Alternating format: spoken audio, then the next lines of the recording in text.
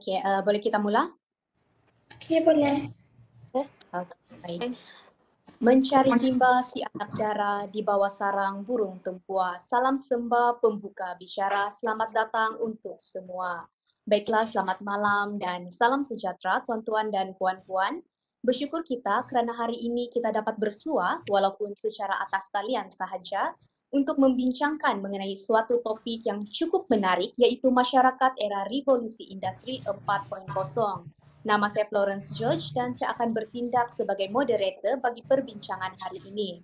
Jadi sebelum kita teruskan kepada sesi perbincangan kita, terlebih dahulu izinkan saya untuk memperkenalkan ahli-ahli panel kita.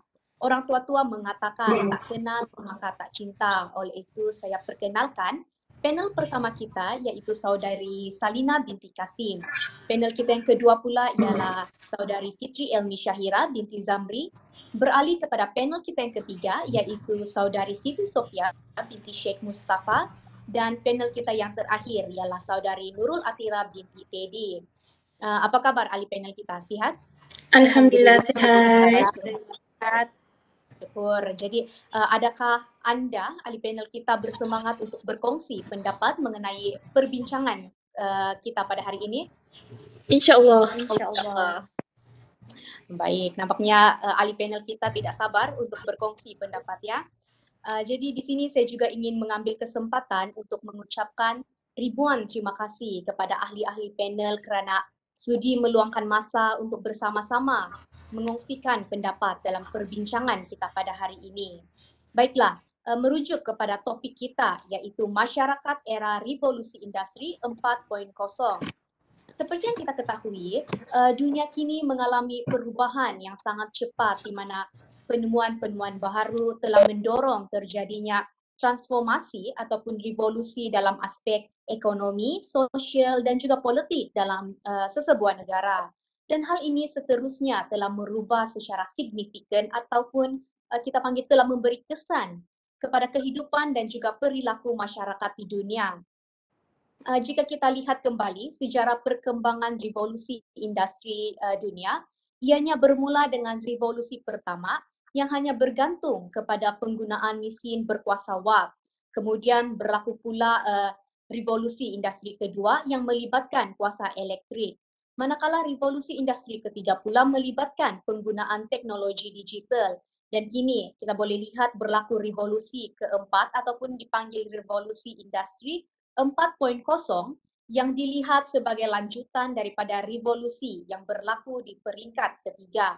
Jadi secara umumnya, revolusi industri 4.0 ini adalah satu istilah yang sering digunakan untuk merujuk kepada proses pembangunan dalam industri pengeluaran dan automasi ke tahap yang lebih pintar dari yang sedia ada dengan teknologi yang lebih sesuai dan fleksibel, dan ini bermakna mesin ataupun akan beroperasi secara bebas ataupun bekerja sama dengan manusia. Tuan-tuan dan puan-puan, sebelum kita meminta ahli panel kita untuk mengupas lebih lanjut berkenaan topik ini, kita perlu tahu mengapa atau bagaimana revolusi industri 4.0 ini terjadi. Dan antara faktor yang menggerakkan revolusi industri 4.0 ini adalah keupayaan kuasa pemprosesan yang tinggi dan ditambah lagi dengan keupayaan penstoran digital yang memacu kepada penghasilan produk berteknologi tinggi. Berdasarkan kenyataan Profesor Madya, Dr. Sawal Hamid Muhammad Ali merangkap pencarakanan Jabatan Elektrik, Elektronik dan Kejuruteraan Sistem, Fakulti Kejuruteraan Alam Bina di Universiti Kebangsaan Malaysia, beliau menyatakan dalam Malaysia kini bahawa apabila kuasa pemprosesan tinggi, telefon pintar yang kecil pun boleh menjalankan pelbagai fungsi dan sekarang kita boleh lihat telefon pintar kita sendiri sudah dilengkapi dengan pemprosesan AI yang mampu menggunakan maklumat data persekitaran untuk beroperasi dengan lebih baik. Dan daripada kenyataan ini, kita dapat lihat dengan jelas kuasa pemprosesan yang tinggi serta kemampuan penstoran data tinggi telah menjadi pemangkin dalam industri revolusi industri 4.0 ini. Jadi bagaimana pendapat ahli panel kita? Adakah revolusi industri 4.0 yang berlaku kini adalah suatu perkara yang baik ataupun sebaliknya. Mungkin panel kita yang pertama, Saudari Salina boleh memberi pandangan. Baiklah, terima kasih moderator majlis, Lawrence George. Baiklah, berdasarkan kenyataan saudari sebentar tadi, faktor yang menggerakkan industri revolusi keempat adalah keupayaan kuasa pemprosesan yang tinggi dan kemampuan pengestoran data tinggi menjadi pemangkin dalam revolusi ini. Daripada faktor ini, pada pendapat saya, ia membawa perkara yang baik. Contohnya iaitu dapat memampankan pertumbuhan ekonomi. Dengan wujudnya teknologi seperti AI, kecerdasan buatan dan juga big data, ia bukan sahaja meningkatkan produktiviti bagi semua sektor seperti industri pembuatan, pendidikan dan kesihatan, malah dia juga mampu mengurangkan kos dan masa pengurusan. Secara tidak langsung, hal ini dapat meningkatkan prestasi ekonomi sesebuah negara. Kita melihat pula dalam satu aspek iaitu seperti sektor keusahawanan, perkembangan teknologi digital yang lebih maju dan tahap global ketika ini dalam sektor keusahawanan, dia secara tidak langsung memberi impak secara signifikan kepada usahawan di Malaysia.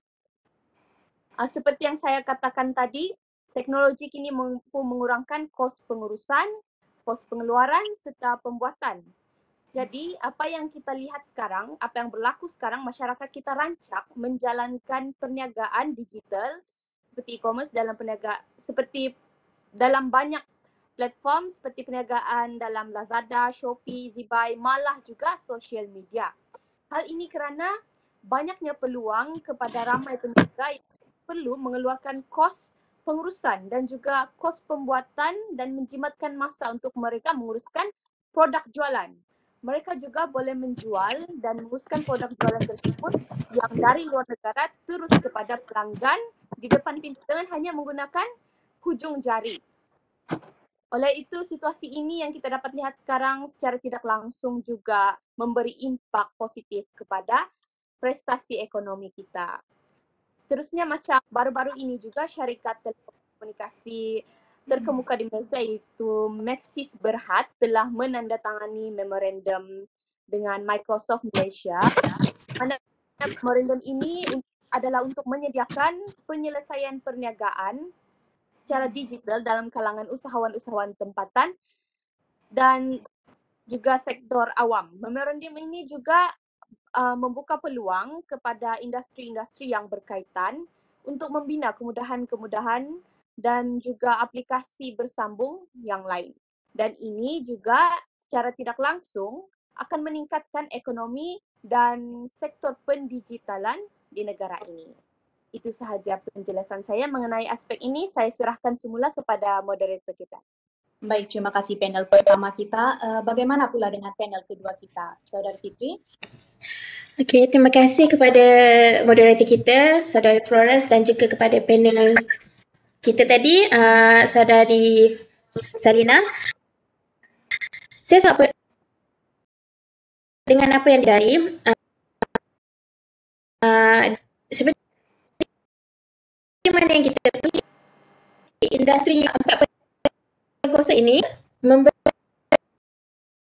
impak dalam sektor buruh, sektor pekerjaan, kerana ianya telah mewujudkan pelbagai peluang pekerjaan untuk masyarakat pada masa kini. Dengan adanya kepelbagaian teknologi dalam revolusi industri 4.0 ini akan mewujudkan pelbagai kerjaya yang baru dan McKinsey Global Institute juga telah menganggarkan bahawa antara 400 juta sehingga 800 juta pekerjaan yang sedia ada ini akan digantikan pada tahun 2030. Dan menurut World Economic Forum pula, ia telah ada satu laporan yang meramalkan akan wujudnya pekerjaan yang sangat kukuh dalam sektor-sektor yang sedang rancak membangun, seperti sebagai contoh dalam sektor kecerdasan buatan, robotik, blockchain dan juga dalam kedudukan bukan berteknologi seperti mana yang diperkatakan oleh Saudari Salina tadi, perkhidmatan pelanggan dan juga penjualan berdasarkan online iaitu e-commerce seperti Shopee, Lazada dan juga pemasaran, latihan dan pembangunan kemahiran. Dan pada masa kini juga kerajaan kita sendiri juga sedang merangka pelan tindakan sumber manusia dalam berhadapan dengan cabaran revolusi industri 4.0 ini dan isu pasaran buruh negara. Tujuan utama perangkaan pelan ini kerana untuk menganalisis perubahan dan peluang yang akan dihasilkan dalam setiap sektor pekerjaan, kemahiran dan pembangunan sumber manusia demi pertumbuhan ekonomi negara yang sedang mampan di era pendigitalan ini. Selain itu juga, kajian yang dilakukan juga akan mengambil kira kesan peralihan, globalisasi, pendigitalan, e-dagang, perkembangan teknologi dan inovasi yang telah dibawa oleh revolusi industri 4.0 ini terhadap ekonomi Malaysia serta negara. Dan juga ianya juga akan mengambil kira apa akan terjadi dengan peluang pekerjaan untuk rakyat tempatan, warga asing dan juga ekspatriat ini.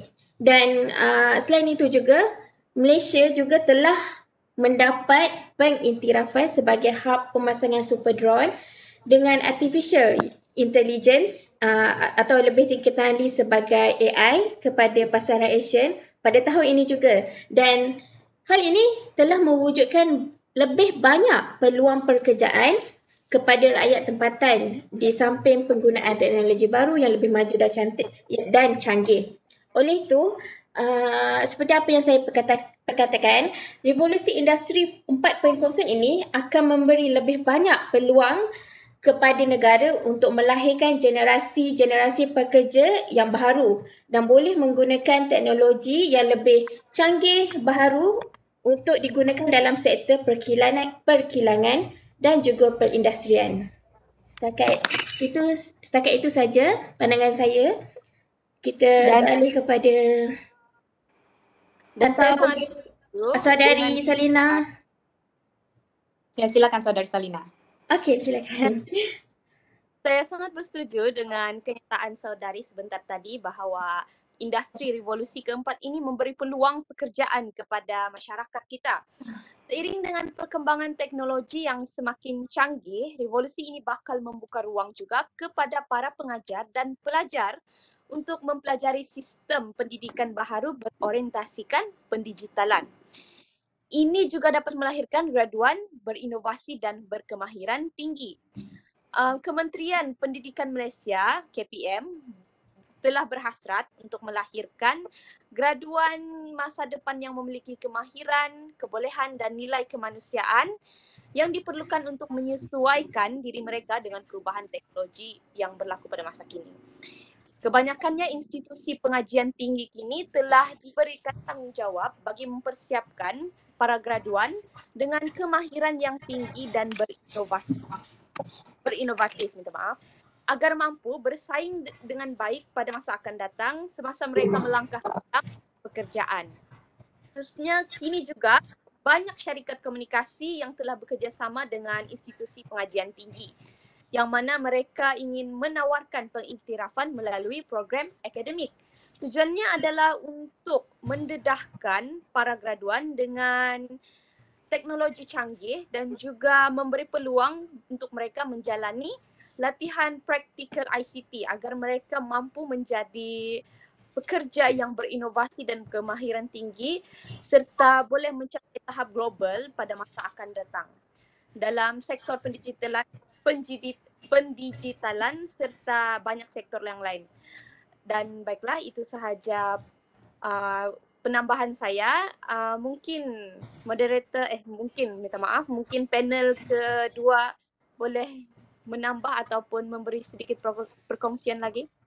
Ya, saya ingin menambah sedikit tentang impak yang positif terhadap hadirnya revolusi industri 4.0 ini.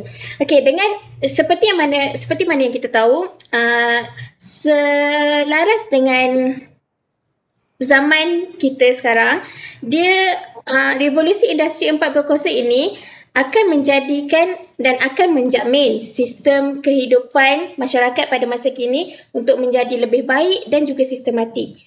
Hal ini kerana revolusi perindustrian keempat ini akan mengubah bukan saja apa yang kita lakukan tetapi juga siapa kita, termasuklah identiti dan semua isu yang berkaitan dengannya seperti sebagai contoh privasi hidup, tanggapan pemilikan, masa bekerja dan masa lapang serta akan mempengaruhi bagaimana seseorang individu itu membangunkan kejayanya, memupuk kemahiran, bertemu dengan orang ramai dan memupuk hubungan. Dengan adanya kepelbagaian teknologi dan infrastruktur dalam industri 4.0 ini, ianya telah mempengaruhi beberapa buah syarikat terkenal sebagai contoh Sime Darby Plantation dan juga Novozymes Malaysia untuk membina kilang dengan penggunaan beberapa peralatan teknologi tinggi seperti sensor, pengawal robotik dan near infrared spectrophotometer serta mereka juga mengimplementasikan teknologi canggih dalam sistem kawalan penyediaan dalam memantau penghasilan produk di kilang tersebut dan juga menjalankan kajian terhadap masalah biologi dan kualiti produk mereka. Dengan hal ini, kita boleh lihat dengan adanya revolusi industri 4.0 ini, ianya telah memudahkan pekerjaan yang dilakukan oleh pekerja-pekerja kita. Seperti baru-baru ini, syarikat telekomunikasi gergasi Malaysia iaitu Celcom Axiata, mereka telah menandatangani perjanjian dengan syarikat kuasa LAN bagi membina sebuah bandar pintar di kawasan Damansara, Sungai Buloh. Dan pembinaan ini akan melibatkan pembangunan infrastruktur teknologi maklumat iaitu ICT, sambungan internet berkelajuan tinggi, 5G, sistem keselamatan pintar dan juga pengurusan alam sekitar. Dan dengan adanya kewujudan bandar ini, ianya akan memberi impak yang sangat positif terhadap masyarakat dari segi pengurusan, keselamatan dan pembangunan yang sistematik serta mesra pengguna.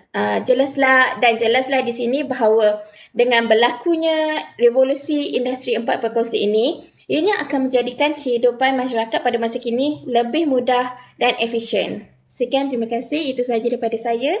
Kita beralih kepada moderator kita, Saudari Florence. Baik, terima kasih panel pertama dan juga kedua kerana telah mengongsikan pendapat sebentar tadi. Jadi di sini kita dapat lihat revolusi industri 4.0 ini telah memberi impak yang positif ataupun mempunyai hala tuju yang jelas. Jadi untuk pengetahuan tuan-tuan dan puan-puan, revolusi industri 4.0 ini mempunyai beberapa komponen utama iaitu pertama, kecerdasan buatan ataupun AI iaitu sistem yang dihasilkan untuk mempelajari persekitaran dan menjadi pemacu kepada hubungan di antara manusia, peralatan fizikal dan juga dunia digital. Komponen yang kedua pula, robotik yang berupaya untuk beroperasi dalam persekitaran kerja yang sama seperti manusia. Ketiga, pemprosesan awan yang berperanan dalam penyimpanan dan pemprosesan data. Komponen keempat pula, internet benda ataupun IoT yang menghubungkan deria pintar pada peralatan dengan sambungan internet. Komponen yang kelima pula, security cyber yang melindungi data dan meminimumkan risiko. Keenam, cetakan 3D yang memudahkan pembangunan prototipe. Ketujuh, reality maya yang menyediakan maklumat visual secara maya. Dan komponen yang terakhir adalah analisis data raya yang menggunakan data raya yang terkumpul untuk penyediaan perkhidmatan dan melakukan unjuran yang lebih tepat. Jadi perkara-perkara ataupun komponen-komponen yang saya nyatakan sebentar tadi lah yang telah membuka peluang yang boleh dimanfaatkan oleh banyak pihak. Seperti yang telah dinyatakan oleh panel pertama dan juga panel kedua tadi, iaitu menyebabkan pertumbuhan ekonomi yang mapan, berlaku pengurangan dalam pengangguran, menyumbang kepada pengukuhan daya saing dan produktiviti pekerja, serta menyebabkan peningkatan pendapatan buruh dan juga mampu memberi keuntungan dalam perniagaan. Namun begitu, kebiasaannya tidak lari dalam setiap perkara akan wujud cabaran yang perlu dihadapi. Bagaimana pendapat panel ketiga kita, Saudari Siti Sofia? Adakah revolusi ini telah memberi cabaran kepada kita ataupun bagaimana? Baik, terima kasih saudari moderator. Saya bersetuju dengan kedua-dua panel kita yang memberikan pandangan daripada sudut positif. Namun begitu, kita juga perlu menyedari bahawa sudah menjadi satu kebiasaan apabila wujudnya sesebuah revolusi baru, pasti akan ada cabaran yang perlu dihadapi. Bermula daripada revolusi industri yang pertama hingga yang ketiga, dunia telah berhadapan dengan pelbagai cabaran dalam memastikan revolusi-revolusi ini bergerak seiring dengan perkembangan semasa dan juga kehendak masyarakat. Kewujudan revolusi industri 4.0 juga tidak terlepas dengan cabaran yang perlu ditangani oleh semua pihak agar peralihan teknologi industri yang baru ini dapat diimplementasikan secara optimum di semua peringkat. Jadi pada pendapat saya, cabaran yang memberi impak yang sangat besar kepada masyarakat di negara kita ialah negara kita kekurangan tenaga pekerja mahir. Dalam revolusi 4.0 ini, ramai pakar melihat tugas hakiki manusia akan digantikan oleh tenaga robotik yang mengakibatkan jutaan manusia akan kehilangan pekerjaan khususnya dalam sektor pengilangan. Jadi manusia kini dapat melihat gabungan teknologi yang melibatkan digital, biologi dan juga fizikal. Pada hari ini, kebanyakan tugasan utama yang melibatkan perkhidmatan, tele pemasaran dan juga broker hartanah boleh dilakukan menerusi proses automasi hasil daripada bantuan perisian. Malah kita dapat lihat bahawa teknologi cyber seperti Facebook mampu melakukan lintas langsung seperti mana keupayaan sebuah stesen televisyen. Jadi menjelang tahun 2020, dunia industri akan memasuki revolusi 4.0 di mana akan berleluasanya proses automasi dan juga proses penggunaan internet. Kegunaan robot dilihat akan terus meningkat sejajar dengan perkembangan kecerdasan buatan ataupun artificial intelligence bersama internet pelbagai benda atau Internet of Things. Jadi hal ini seperti yang kita tahu, ledakan nama seperti WhatsApp, Uber, Zalora, Trivago, Waze dan juga sebagainya berlandaskan internet mula normal kepada penggunaan harian masyarakat di negara kita. World Economic Forum pada Januari 2016 ada menyatakan bahawa 35% keperluan kemahiran manusia yang penting pada hari ini akan berubah menjelang tahun 2020. Kita juga tidak dapat menghalang kehendak perniagaan daripada menggunakan mesin automasi untuk melipat gandakan keuntungan perniagaan sehingga kemahiran perundingan yang menjadi antara 10 kemahiran utama pada tahun 2015 akan diganti dengan sistem analisis data bermula pada tahun 2020. Jadi pada pandangan saya, di sinilah letaknya cabaran revolusi 4.0 apabila kita menyaksikan penyertaan manusia terus mengecil ataupun sudah semakin pupus.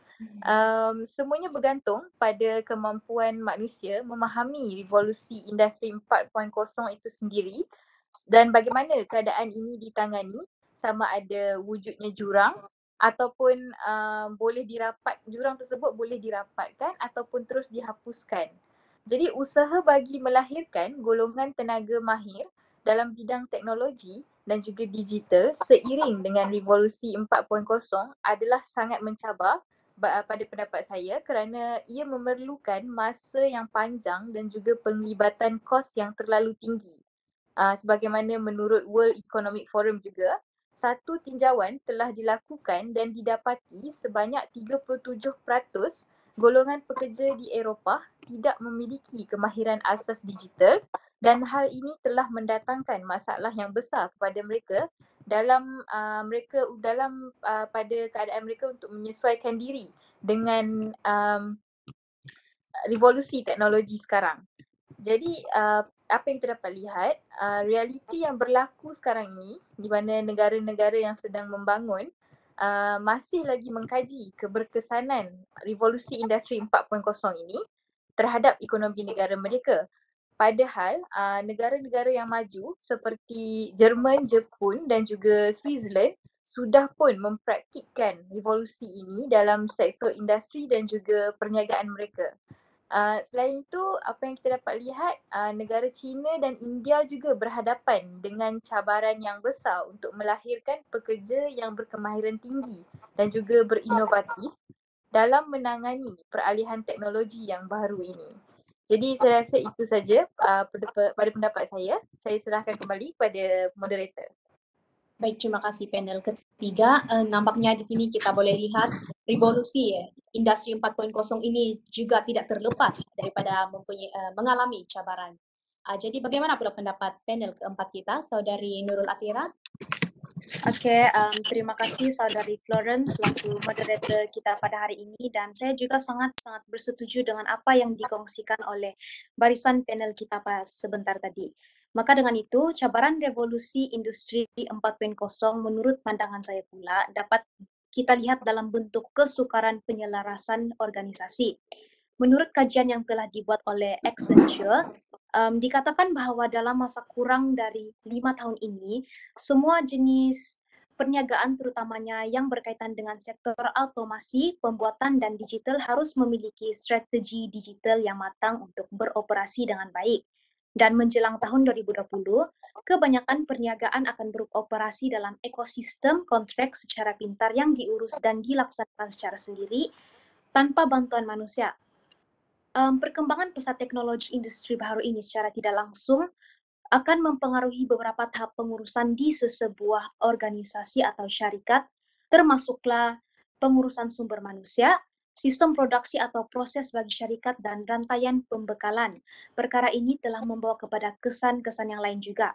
Since kita berbicara mengenai aspek masyarakat, saya akan menyentuh mengenai aspek pengurusan sumber manusia, di mana sesebuah syarikat memerlukan masa dan kos yang tinggi bagi melatih atau merekrut pekerja yang berkemahiran tinggi dan berinovatif seiring dengan keperluan untuk berhadapan dengan cabaran industri revolusi industri 4.0. Hal ini juga secara tidak langsung akan memberi kesan kepada pekerja bawahan yang berasa bimbang akan kehilangan pekerjaan kerana mereka tidak memiliki kemahiran yang khusus dan cukup untuk berhadapan dengan teknologi yang baru. Selain daripada itu, kewujudan industri 4.0 akan memperkenalkan penggunaan teknologi canggih dalam kebanyakan proses perkilangan di sesebuah syarikat, dan kepakaran, pengalaman dan masa menjadi perkara yang penting bagi sesebuah syarikat dalam menyesuaikan sistem produksi mereka dengan kehadiran teknologi baru agar menjamin produktiviti yang berterusan. Revolusi perindustrian 4.0 ini juga mendatangkan cabaran terhadap rantaian pembekalan sesebuah syarikat, dan proses rantaian bekalan pada era baru ini akan melibatkan penciptaan produk secara digital mengikut kehendak pelanggan dan menyampaikannya terus kepada mereka. Dan proses rantaian bekalan yang baru ini akan menjadi cabaran utama bagi sesebuah syarikat sekiranya mereka kurang faham akan penyediaan dalam bidang pendigitalan. Dan demikian sedikit sebanyak perkongsian daripada saya. Saya serahkan semula kepada pihak moderator. Terima kasih Saudari Nurul Atira merangkap panel keempat kita, dan tidak lupa juga kepada panel ketiga kita tadi, Saudari Sofia, kerana telah menjelaskan kepada kita tentang cabaran-cabaran yang akan kita hadapi akibat revolusi industri 4.0 ini. Maka jelaslah kewujudan revolusi industri 4.0 ini tidak terlepas dengan cabaran yang tersendiri. Mungkin ahli panel boleh jelaskan apakah langkah yang boleh diambil untuk menghadapi cabaran ini bagi memastikan revolusi ini seperti yang dinyatakan oleh panel ketiga tadi dapat digunakan secara optimum di pemerintah. Mungkin ya silakan. Okey. Terima kasih saudari moderator. Jadi berdasarkan kepada apa yang saya lihat, langkah bagi mengatasi kekurangan tenaga kerja mahir ialah pihak kerajaan sendiri perlu menyediakan latihan kemahiran kepada bakal graduan tempatan sebelum mereka memasuki alam pekerjaan. Hal ini kerana ia membolehkan bakal pekerja tempatan dilengkapi dengan ilmu dan kemahiran yang diperlukan untuk membangunkan ekonomi negara kita. Contohnya seperti kemahiran di dalam bidang kejuruteraan dan juga teknikal yang sekarang ini amat diperlukan dalam memajukan ekonomi di negara kita. Jadi pihak kerajaan juga disarankan untuk melabur sejumlah modal di dalam program latihan kemahiran untuk memastikan pekerja dapat bergerak seiring dengan teknologi masa kini.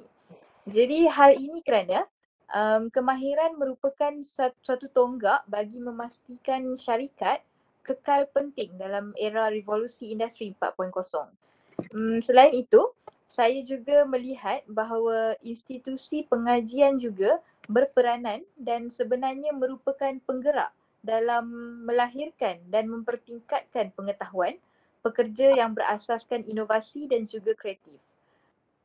Maka di sini jelaslah bahawa dalam era revolusi industri 4.0 ini, kerajaan perlu memberi perhatian yang lebih untuk mempertingkatkan serta membentuk semula kemahiran sedia ada ke arah yang lebih baik agar peluang pekerjaan pada masa hadapan semakin meningkat. Jadi pada pandangan saya itu sahaja. Saya serahkan kembali pada moderator. Terima kasih panel ketiga. Mungkin panel keempat ingin menambah? Ya, terima kasih moderator, dan seperti apa yang disentuh oleh panel ketiga tadi, antara langkah menangani cabaran RI 4.0 ini adalah melalui langkah pendidikan. Sistem pembelajaran dan pengajaran PNP haruslah lebih berinovatif dan bersesuaian dengan keperluan revolusi digital yang berlaku agar ia mampu melahirkan para pelajar ataupun graduan yang berinovatif, berkebolehan dan berkemahiran tinggi selaras dengan revolusi ini. Maka dengan itu, kelestarian akademik perlulah ditambah baik dengan menerapkan elemen digitalisasi dalam mainstream pembelajaran hari ini. Dan perkara ini juga telah dijelaskan sedikit sebanyak oleh panel kita yang pertama tadi. Dan maka dengan itu, kelestarian akademik perlulah ditambah baik dengan menerapkan elemen digitalisasi seperti yang saya katakan tadi, kerana ia akan membantu pencapaian pelajar di samping mendidik mereka agar lebih bersedia terhadap persaingan kerjaya dan kehidupan pada masa hadapan. Sebagai contoh, sistem coding yang amat penting dan berguna dalam era teknologi dan digital dalam dunia hari ini. Jadi itu sahaja daripada saya dan saya serahkan semula kepada moderator kita. Terima kasih ahli panel. Jadi jelaslah langkah-langkah yang efektif ni harus kita ambil bagi menangani cabaran yang dihadapi. Maka diharapkan agar pihak-pihak yang terlibat ataupun pihak yang berkuasa akan memberi perhatian kepada perkara ini dan akan mengambil tindakan yang sewajarnya. Dengan ini kita dapat memastikan revolusi industri 4.0 ini dapat bergerak seiring dengan perkembangan semasa dan dapat memenuhi kehendak masyarakat. Jadi di sini saya ingin bertanyakan satu soalan kepada ahli panel kita. Sesiapa antara ahli panel yang ingin memberi pandangan sangat dialu-alukan. Soalannya berbunyi begini. Seperti yang kita ketahui, seluruh dunia kini sedang berdepan dengan pandemik COVID-19, betul? Ya, betul. Jadi dan perkara ini telah memberi kesan kepada seluruh negara, terutamanya kepada masyarakat di dunia. Pada pandangan ahli panel, adakah revolusi industri 4.0 ini membantu dalam menangani keadaan ini ataupun bagaimana? Baiklah, saya akan menjawab. Teknologi industri revolusi 4.0 ini dia dapat membantu masyarakat kita untuk mengenal pasti, memantau, meramal dan juga mendiagnosis sesuatu penyakit termasuk COVID-19. Seterusnya dengan adanya kecerdasan buatan AI, dia dapat mengumpul dokumen ataupun data daripada media sosial ataupun dokumen kerajaan yang mana kita dapat mengenal pasti simptom dan juga simptom yang dapat diramalkan melalui analisis data. Terima kasih. Ada lagi ahli panel yang ingin menambah? Ya, saya ingin menambah sedikit. Okay, bagi saya, ya betul. Revolusi industri, saya bersetuju bahawa revolusi industri 4.0 ini sedikit sebanyak telah membantu kita dalam menangani wabak COVID-19 ini.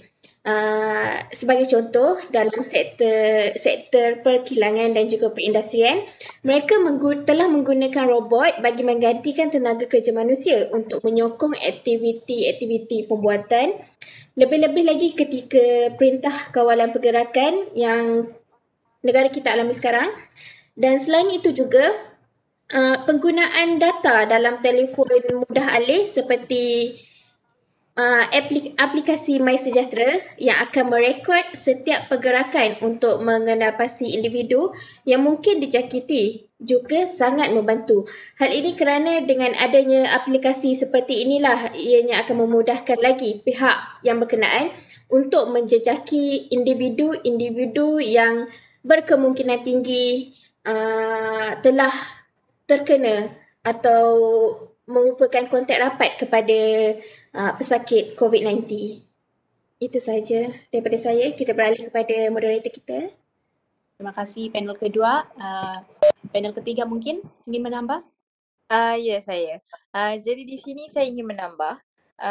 Pada pandangan saya juga bersetuju dengan panel yang pertama dan juga kedua, di mana revolusi industri 4.0 ini dapat membantu dalam pencegahan COVID-19 kerana seperti yang kita tahu di Korea Selatan, mereka telah memperkenalkan ujian COVID-19 pandu lalu di mana seseorang hanya perlu memandu kenderaan ke sebuah makmal ujian bergerak, lalu mereka akan diberikan sampel ujian dan keputusan akan diperoleh hanya dalam masa beberapa minit sahaja. Mereka juga ada mengenakan kawalan harga barangan untuk memastikan bekalan dan juga pengedaran topeng muka serta barang pencegahan lain lebih efektif dengan melaksanakan peraturan dan juga reka bentuk sistem berasaskan AI. Jadi itu saja. Terima kasih panel keempat. Okey, baiklah. Untuk menjawab isu ini, kita lihat di negara China itu sendiri, di mana teknologi AI digunakan untuk mengenal pasti risiko terhadap individu berpotensi untuk mendapat jangkitan menerusi mendapat sejarah jangkitan menerusi data sejarah perjalanan dan tempo masa berada di kawasan wabak. Seterusnya, teknologi AI ini juga digunakan untuk mengenal pasti individu yang mempunyai simptom demam menerusi topik ledar pintar untuk tindakan pengasingan dan rawatan. Sekali lagi kita mengambil contoh di China, di mana penggunaan CT yang dikendalikan oleh AI dapat membantu untuk mengenal pasti seseorang yang terkena jangkitan COVID-19 semasa ketiadaan ahli radiologi. Dan begitulah bagaimana RI 4.0 ini berguna dalam memudahkan pengendalian COVID-19. Terima kasih. Baik, terima kasih ahli-ahli panel atas jawaban yang begitu jelas sebentar tadi. Daripada pandangan-pandangan ahli panel kita tadi dapat disimpulkan jika revolusi industri 4.0 ini dikaitkan dengan keadaan semasa kita, iaitu pandemik COVID-19 ini, revolusi ini sebenarnya telah membawa kebaikan kepada kita. Bukan sahaja di negara kita Malaysia, tetapi juga di seluruh dunia telah memanfaatkan revolusi ini, di mana dengan revolusi ini, para doktor dapat menggunakan robot untuk melakukan rawatan dengan lebih selamat dan juga tepat. Baiklah, nampaknya masa amat mencemburi kita. Tidak sedar 30 minit telah berlalu dengan cepat ya. Oleh itu memandangkan masa tidak mengizinkan, nampaknya kita harus menghentikan perbincangan kita pada hari ini. Ataupun mungkin ada lagi yang ingin dikongsikan oleh ahli panel kita? Saya rasa setakat itu saja. Ya, setakat itu saja. Okay, baik. Ya, setakat itu saja. Okey, baiklah. Kalau tiada, kita hentikan setakat ini sahaja perbincangan kita. Dan apa yang kita boleh simpulkan daripada perbincangan sebentar tadi adalah revolusi industri 4.0 ini telah memberi banyak kesan yang positif atau telah membuka peluang kepada sesebuah negara, khususnya masyarakat di dalamnya, dalam aspek kehidupan, di mana revolusi industri 4.0 ini telah membuka peluang ke arah kualiti hidup manusia yang lebih baik. Namun begitu, seperti yang biasanya berlaku, apabila wujudnya sesebuah revolusi, pasti akan ada cabaran yang perlu dihadapi. Oleh itu, langkah-langkah yang efektif haruslah diambil oleh pihak-pihak berkuasa bagi menangani cabaran ini sekaligus memastikan revolusi industri 4.0 ini dapat dimanfaatkan dengan sebaiknya dalam semua peringkat. Baiklah, sebelum kita berhenti, izinkan saya memberi serangkap pantun lagi.